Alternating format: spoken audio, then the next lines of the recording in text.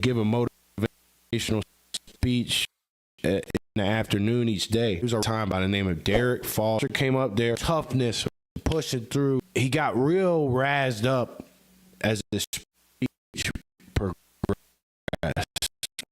We had a video coordinator named Rocky. He finishes his speech, hit it, set it off by Boosie, and it was my first time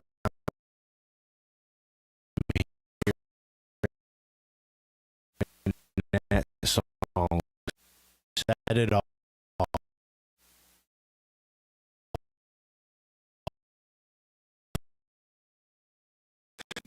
Yeah, we finna set it off.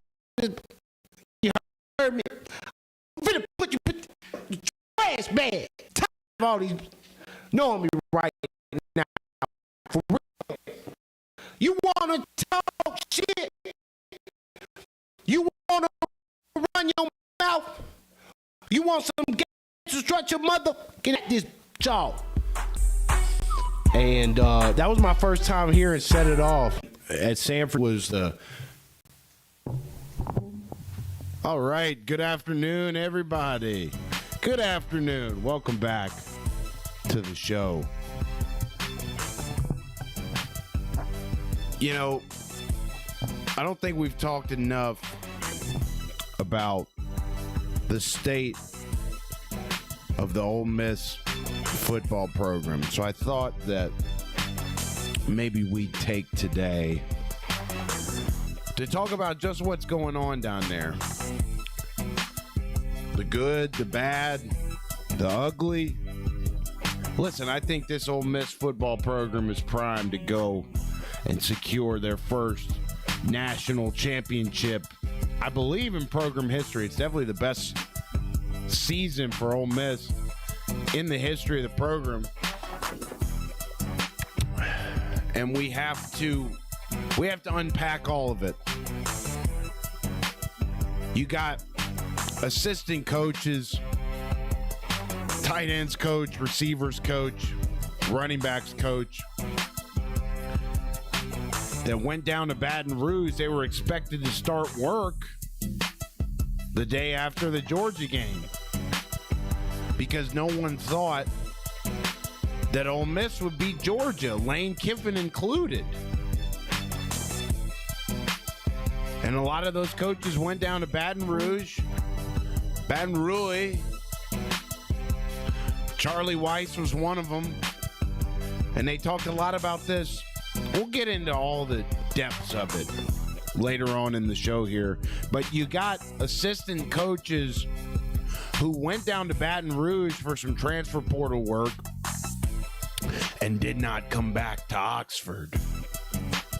So, what does it all mean? Vegas has got the Miami Hurricanes favored on the Thursday night showdown at the Fiesta Bowl down there 20 minutes from where I sit. I will be in attendance. I'll be at the game. But it seemed like when this Lane Kiffin news finally solidified, and I will throw myself under the bus on a take I made on this show. I said that the only job that Lane Kiffin would leave Ole Miss for was the Alabama job, and I was gravely mistaken. And it seems like Lane Kiffin himself was gravely mistaken as to the course of things that he thought, the course of the way that he thought it was going to go after he left Ole Miss. I think Lane thought that he was going to get Trinidad Chambliss to come over to LSU once his eligibility was approved.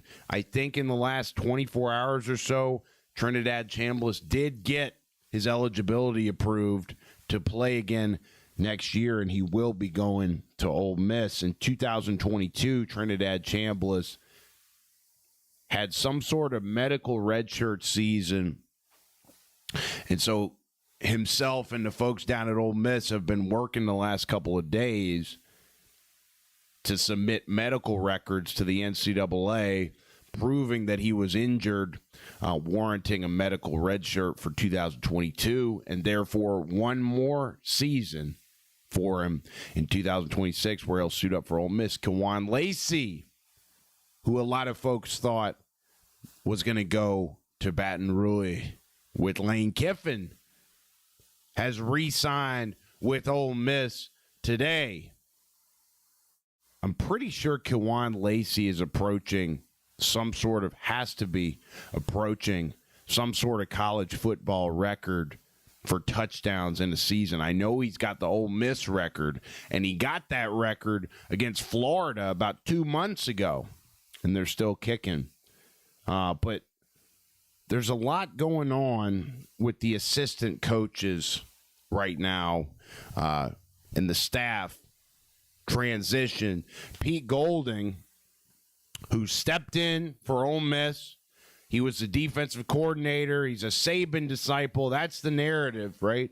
All 4 college football head coaches left in the playoff are disciples of Saban. That is the narrative going down right now. And it's not really a narrative, it's a fact.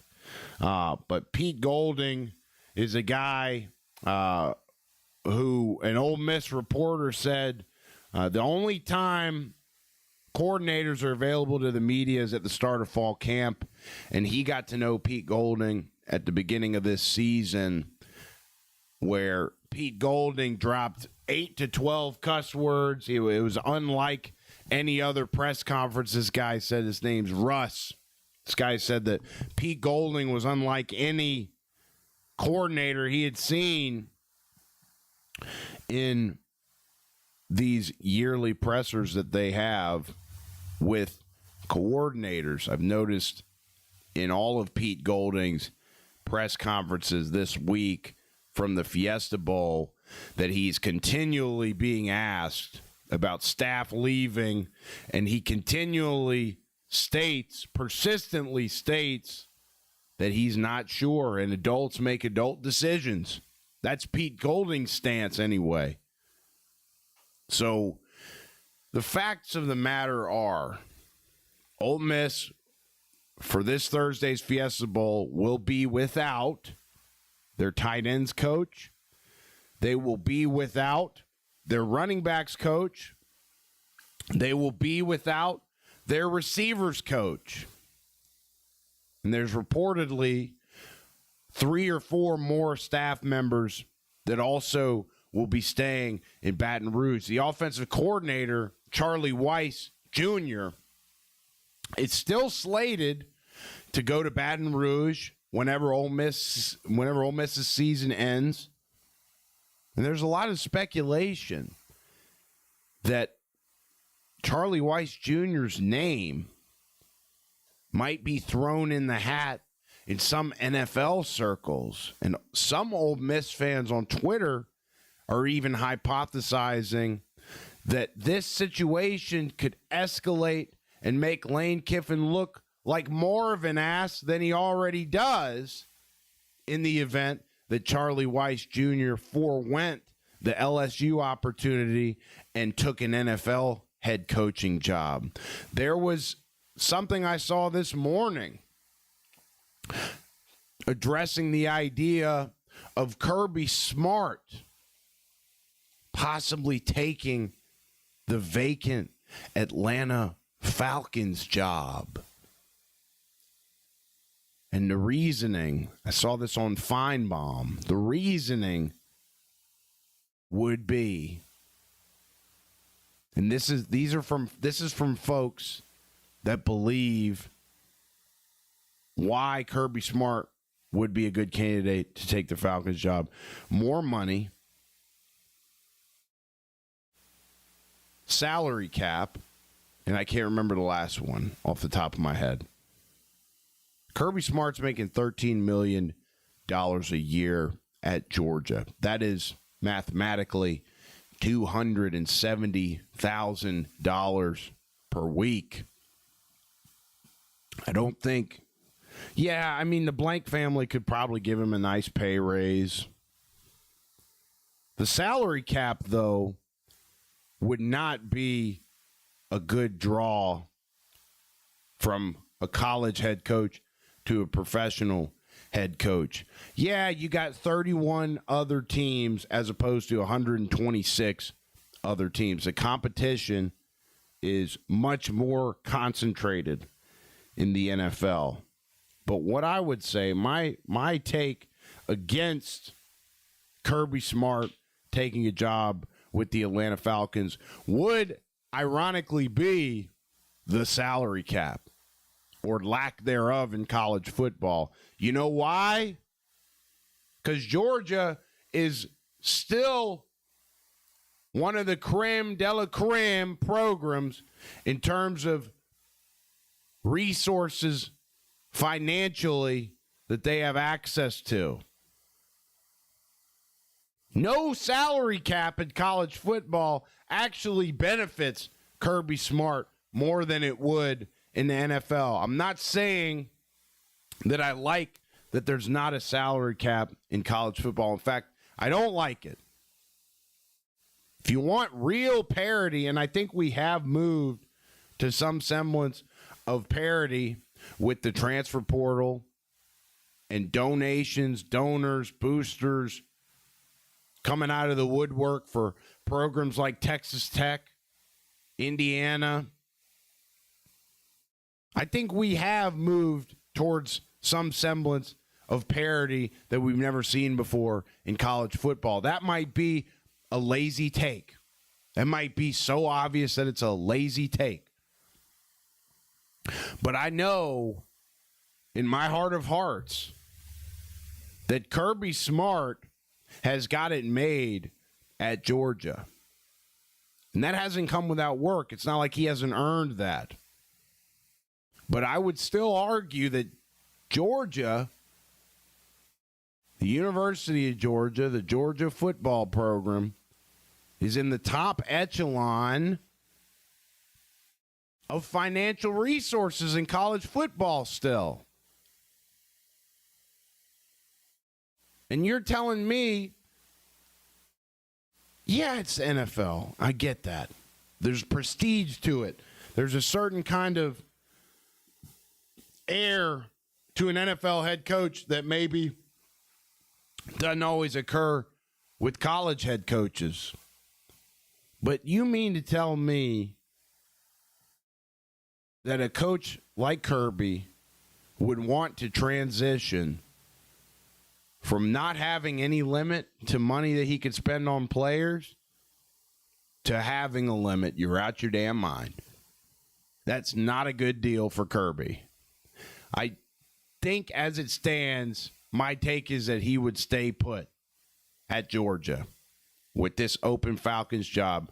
But crazier things have happened, and it is just a short drive down the road from Athens to Atlanta. So we'll keep you guys advised on that situation. While we're on the topic of pro football, it was announced today that John Harbaugh, who's been in Baltimore for 18 years, will be parting ways with the Ravens. And it's crazy to think about because an 18-year career as the head coach of the Baltimore Ravens came down to the toes of a rookie kicker. And I think what you'd be seeing if, I can't remember the kid's name, the kicker for Baltimore, but if he had made that kick, is it crazy to say that Mike Tomlin would be the guy getting fired today? Because John Harbaugh would definitely still have his job. They'd still be playing. Is it crazy to think that if that rookie kicker for the Ravens had knocked that 44-yard field goal through and sent Baltimore to the playoffs, that Mike T would be the guy on the chopping block today instead of John Harbaugh? We'll never know because it's not reality. The reality is that John Harbaugh is out, and 2 of 4 AFC North head coaches have been fired in the last 24 hours. Zach Taylor not being one of them. The most underachieving franchise in the whole division, as we stated yesterday on the show, is running it back. Zach Taylor, Duke Tobin, and everybody else on the staff will get another hack at it for Cincinnati in 2026. And I got to say, the John Harbaugh news broke about an hour ago, and it took everything in me to not be completely incensed that John Harbaugh is being let go and Zach Taylor isn't. And the Bengals, they just continue to hang their hat on the last 4 seasons being winning seasons. Almost all of them were 9-8 seasons where they missed the playoffs. And 2 AFC championship appearances from 4 and 5 years ago. It's almost half a decade. I told you guys I wouldn't dedicate any more oxygen to this Bengals franchise, and they continue to prove to us that they are not worth our breath. With every single move that happens, Lane Kiffin seems to look worse, and the Cincinnati Bengals seem to look worse. What excuse do they have? Baltimore fired John Harbaugh after one losing season where they went 8-9. And yeah, they had some weapons on offense, but do they have the same level of weapons on offense that Cincinnati has? I don't think so. It's close, but I think the Bengals have more ability on offense than the Ravens have. And we're talking about a Baltimore Ravens organization that fired their head coach after one losing season. 8-9. And Zach Taylor's bum ass has missed the playoffs with arguably the best quarterback in the game for 3 straight years. And they're running it back. Thank you for the sub, Porch of Power. Appreciate it. 3 years in a row with the best quarterback in the game. The Bengals are tarnishing his career. Every single event that happens, we are revealed more and more to the fact that the Bengals are not a serious organization. The Bengals would rather win arguments than win games. The Bengals would rather lose than write a check. And it's just sad to see, man. It's really sad to see. And I promise that I won't spend as much time covering this team anymore. I promise you that. But when you see a organization in the same division who has done better than the Bengals year in, year out, fire their head coach, and Cincinnati runs it back, it just reveals the difference in certain organizations. The tolerance for mediocrity, the tolerance for losing, the tolerance, most importantly, for underachieving. I know the Bengals aren't the Jets. I know the Bengals aren't the Browns. The Browns at least freaking did something, though. Should the Browns have fired their GM too? I think so, but they didn't. In a perfect world, I think if you're the Browns, you fire the GM and you hang on to Stefanski. But they must know something I don't. Because that's not what they did. And now Stefanski's a prime candidate.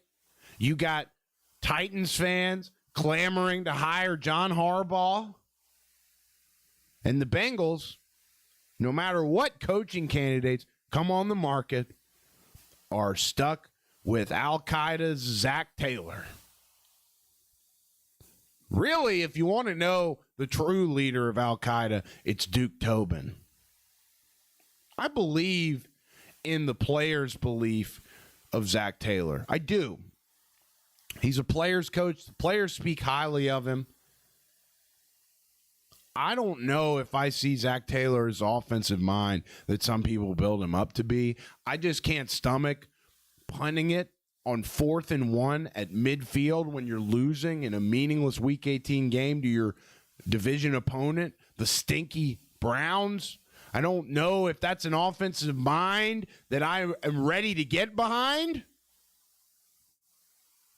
But the players seem to speak highly of him. And I trust what Joe Burrow says. I trust what Jamar Chase says. And if Joe seems more apt to be behind Zach than Jamar. But I trust him. But it just seems to be a trend that actions don't really align with words as it pertains to this Bengals organization. And I knew that I was going to have some kind of rant in place when I saw that the Ravens are firing John Harbaugh after one losing season. And you know, you've seen today a couple articles praising the Bengals for being patient and speaking to the fact that coaching turnover hurts an organization more than it helps it, basically implying that most of the organizations firing their coaches are acting too fast, acting too emotional. But look at how, I can stomach, it's hard to stomach losing. It is.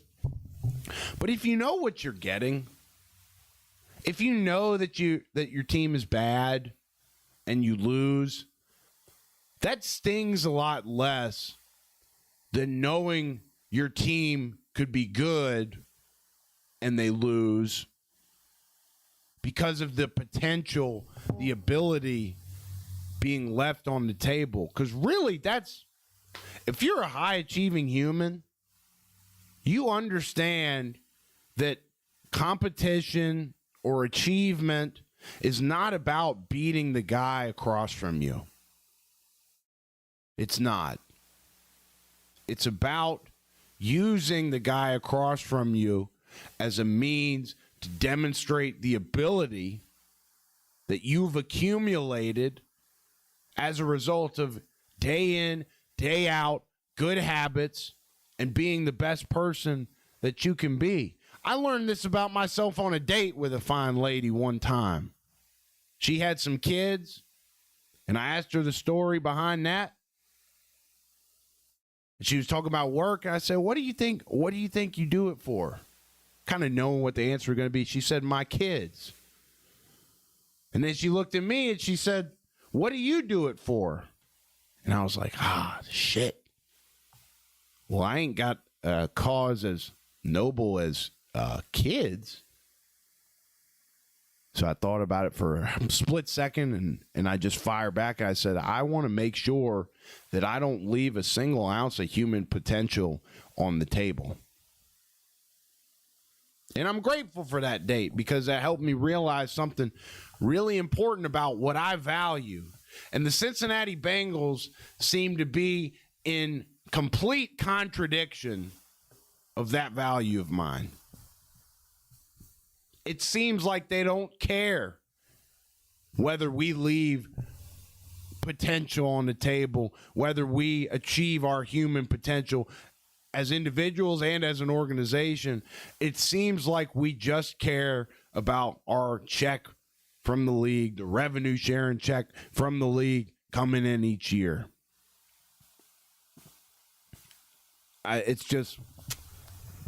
It's something I can't get behind. And I said we wouldn't waste breath on the Bengals yesterday. We've probably ranted about them now for 10 minutes or so. And I knew when I saw that John Harbaugh was going to get fired that I was going to have some kind of rant about the Bengals.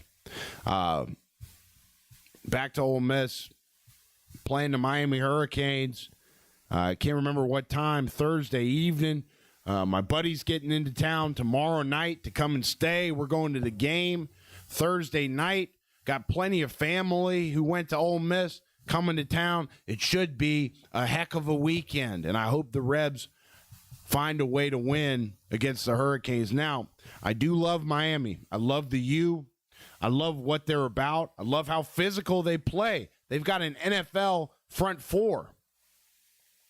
And there's a lot of concern in the media. There's a lot of concern in Vegas that Ole Miss losing these position coaches to LSU in the middle of the week because no one expected them to beat Georgia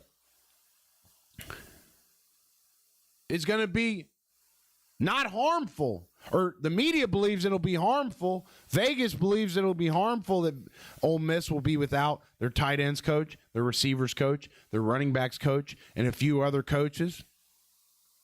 But Pete Golding said to the media yesterday that this is one of the highest levels of football. They got coaches upon coaches upon coaches in their building. And there's a lot of guys that you don't know their name, that you've never seen their face, that have an integral role in the day-to-day development of players. I'm a bit biased. I don't think Ole Miss misses a beat without these position coaches. And this is a take that I was wrestling with earlier yesterday. Is this Ole Miss football product you're seeing right now, is this actually, it's such a paradox, man. Because I think about entrepreneurs I know in the business world outside of football. I think about entrepreneurs. I think about the age of technology we're in, and I promise I'll weave this back in. I'm going somewhere with this. The entrepreneurs I know, one thing I hear from entrepreneurs a lot is that I want to work really hard on this business for 5 to 10 years.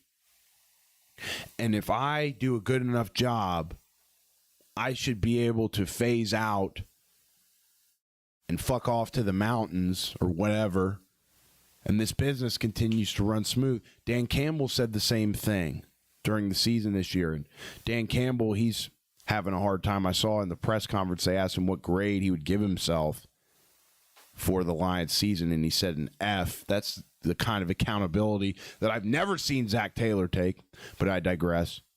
This idea of running a ship and leading well enough that the ship runs without you there, I think is a new idea in business, in life, in football, that more entrepreneurs and coaches are aspiring towards. If I've done my job right as the head coach, the leader of this program, nobody should miss a beat if I'm gone. They should all understand their work for the day very clearly. So is that a testament to Lane Kiffin?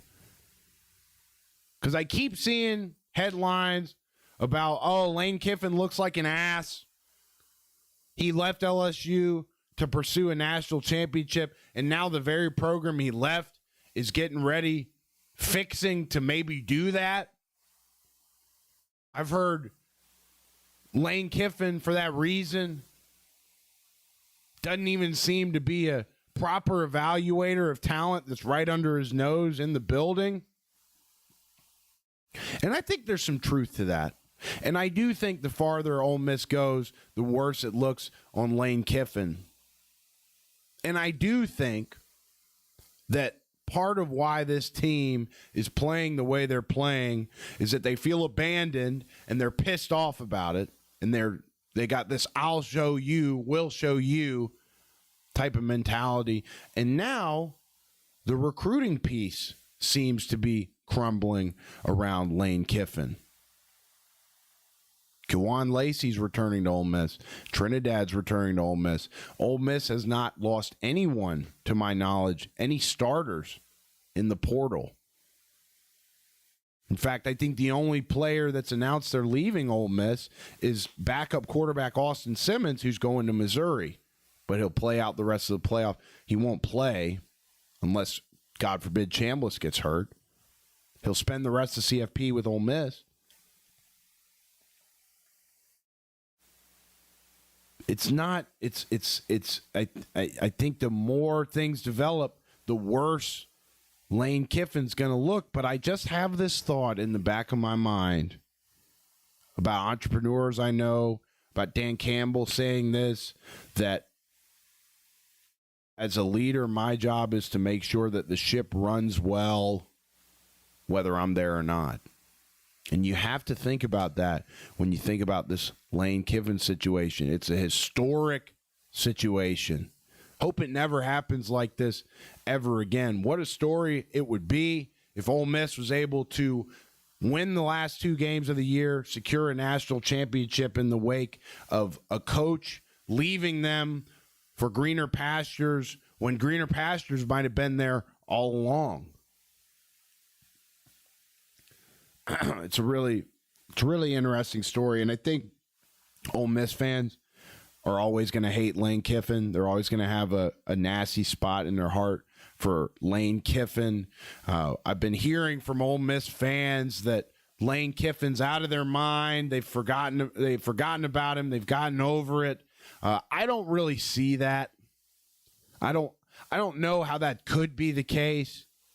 I mean, if we're talking about college football trauma, at least in the moment, Lane Kiffin leaving them was probably a pretty big deal. But now it almost seems like, and we'll never know the answer to these questions, but I've definitely heard in the media as well that Ole Miss football is better off without Lane Kiffin. I really don't know if I buy that. I think if Lane was still there, they'd probably be in the same spot they're in now. They've got a hell of a team that's playing their best ball at the end of the year. But that unseen motivation, it could be a factor. Again, we'll never know. This is pure speculation. That's what we do on this show from time to time. We try to bring you the facts of the matter, but we've gotten to the speculation portion of the program. Would Ole Miss football be worse off if Lane Kiffin was still there? I don't think I could say that. And we'll never know if that take is correct or not. But I do think that Lane leaving has given this team a spark that not many believed would have been ignited around Thanksgiving break when Lane Kiffin chose Baton Rouge over Oxford. Lane Kiffin will live in infamy in Oxford for a long, long time, if not forever, unless some point down the road there's some sort of weird situation that warrants a Lane Kiffin redemption tour in Oxford. And even then, I don't think the community of the Ole Miss Rebels would accept Lane Kiffin back. I just think that that's too far gone. But it's a crazy world, a lot of smells. It's clear from Ole Miss fans that regardless of what happens with Pete Golding, regardless of what happens on Thursday or in the national championship or down the road, that the Ole Miss faithful will be behind Pete Golding because they'll remember what he did for them during this time. And that's even if they lose to Miami on Thursday. Ole Miss fans will always have a loyalty to Pete Golding. And Pete Golding said it, he's not going anywhere. Pete Golding knows that you can do in Oxford what you can do anywhere else in college football. Something I thought Lane Kiffin would be sharp enough to pick up on, but clearly not, and it doesn't seem to be working out well for him at all. All right, that's our show today, guys. Let me know if there's anything we're not covering on the show that you guys want to see covered on the show. We are working on a call-in line. I'd love to start taking some live call-ins from fans of the show, continue to grow that audience so that maybe we get some more Southerners, SEC fans on the line. And we'll keep you guys advised on the situations in college football and the NFL as we approach the Fiesta Bowl on Thursday.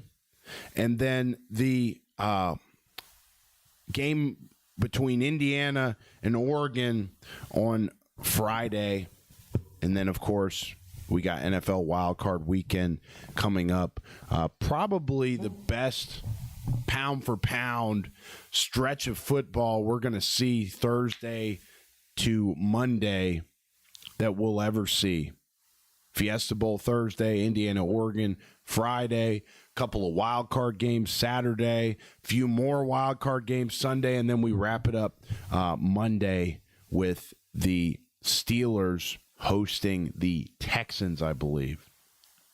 It's going to be a hell of a weekend of football. Hey, guys, make sure we really hope you enjoy the program, and we really hope you'll subscribe to the channel. We are the self-proclaimed fastest-growing football channel in the land. We are here every single weekday, Monday through Friday, 6-ish Eastern, covering the most recent happenings in the football world in the stupidest way we possibly can. That's the only way we know how to do it. If you're on the way to a date and you want your girl to learn some football, check out our audio episodes as well. Those are updated daily on any audio platform you can think of. But the most important thing that I hope you guys do here today is subscribe to the channel so you don't miss any more episodes of In the Jar or anything else that we got coming up. We've been known to stream Madden. We've been known to commentate a game live every now and then. I'm not saying those occurrences are common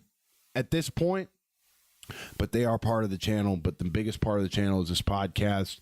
You guys are the reason that well, I shouldn't say that. I would do this show if nobody watched every day for the rest of the time, just because I enjoy doing it.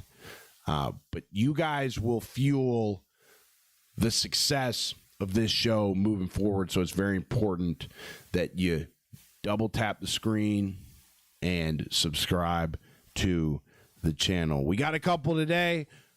Hope to get a couple more before we go offline here. This is In the Jar. My name is Dupe, and we really appreciate you guys popping in, every single one of you. We'll continue to monitor the situation with Ole Miss. Might talk a little bit more about the Miami Hurricanes.